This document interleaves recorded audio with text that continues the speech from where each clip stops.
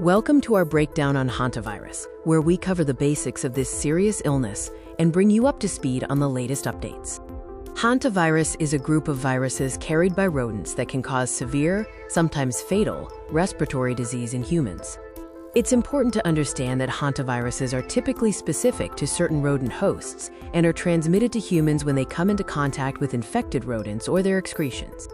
The most severe form in the Americas is hantavirus pulmonary syndrome, or HPS, which primarily affects the lungs and respiratory system. Understanding how hantavirus spreads and the proper preventative measures is crucial for protecting yourself and others. Hantavirus is mainly spread when people breathe in air contaminated with the virus from infected rodent droppings, urine, or saliva, often when these materials are stirred up into the air. High-risk environments include poorly ventilated areas where rodents live, such as sheds, barns, cabins, or during cleaning activities in infested spaces. Key prevention methods involve proper ventilation before cleaning, using protective gear like gloves and masks, and avoiding sweeping or vacuuming contaminated areas. Recognizing the signs and symptoms early on is vital for improving patient outcome.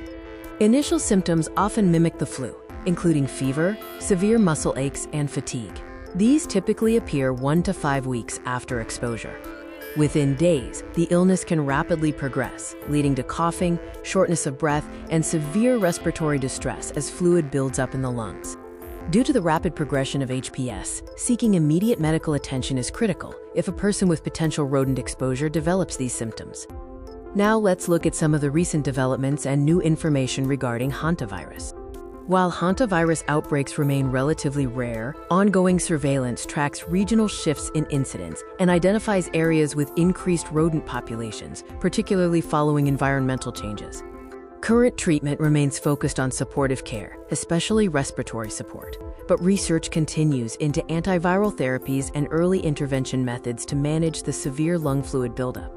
New research is continuously mapping the distribution of reservoir species and analyzing viral strains to better predict and prevent potential human infections. Hantavirus is a rare but serious condition, requiring continued awareness, especially for those in high-risk areas. Staying informed about prevention and recognizing early symptoms are your best defenses against HPS.